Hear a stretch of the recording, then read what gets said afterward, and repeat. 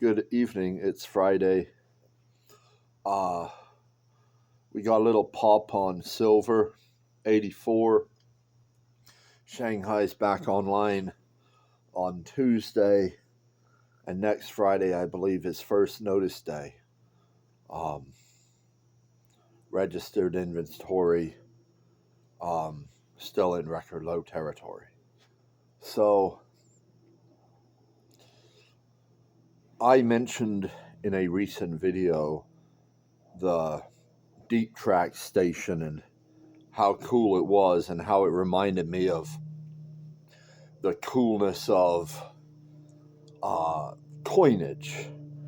And another thing that's like that was the road trip we went on. Just like other level coolness where it's like, wow, this existed in the world as a possibility or as something that actually physically exists. But I wasn't thinking about it, And I remember at the height of what we could call maybe my madness in 2018, getting to a place where I believed like every single book on my shelf had untold amounts of coolness, of beauty within it. That it was literally all over the world. And yeah, this book is the Holy Bible, New International Version. And this book's got a lot of cool stuff in it too. And all these have been just sitting on shelves, people completely oblivious to how much cool stuff, how many promises, and just how many things about this universe are in this book. And look, I haven't devoted a ton of time to studying it relative to what I could have done. And it's tough because you've only got so many hours in the day and you've got responsibilities and projects and responsibilities and lots of stuff to balance. So it's one of those things. I hope to have more time to study at some point, and I'm keeping it at hand as a reference and as a filler when I do have a moment. So in my book, and this is mostly later in the book, because early in the book I'm talking about very earthly problems, very the day-to-day, how are we going to deal with these situations that exist here on earth? And I'm not relying upon divine intervention.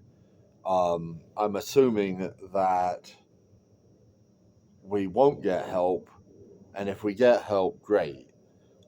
So how can we resolve these problems we've got without help?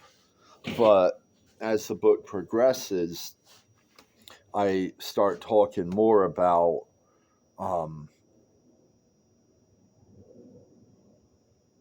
religious matters.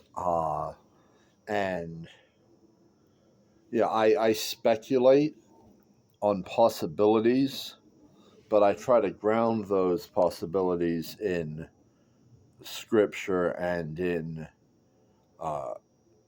the possibilities that I believe exist within Christian tradition.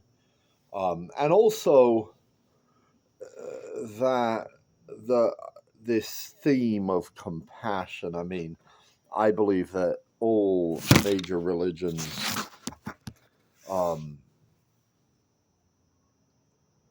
can agree on this as an ideal, as a objective. So, I use that as a guide, as a spiritual guide as we go through the book. But towards the end of the book, once we've got all the kind of more serious stuff out of the way, I dive into some possibilities about things that could happen in the future that I feel are grounded in both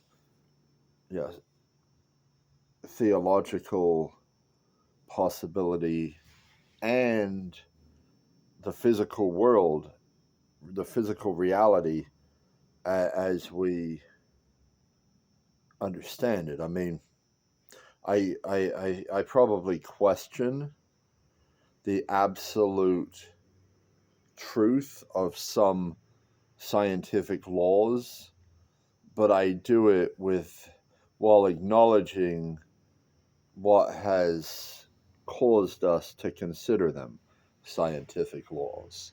So I think it'll be an interesting read for people from a variety of backgrounds. And if you don't think there's beauty left in this world, I challenge you to read that book cover to cover and tell me you don't find any beauty in it, because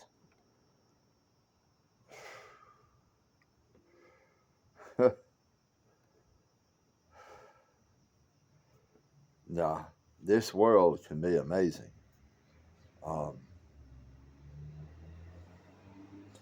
Deep tracks is amazing.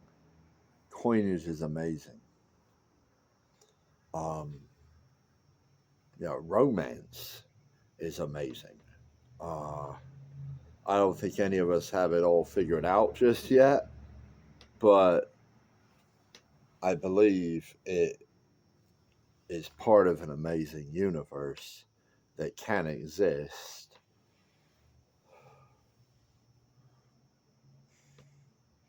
I mean, elements are amazing. There's all kinds of amazing stuff in the rainforest that, I contribute monthly towards preservation, but we need more contributions towards that. So I want a free market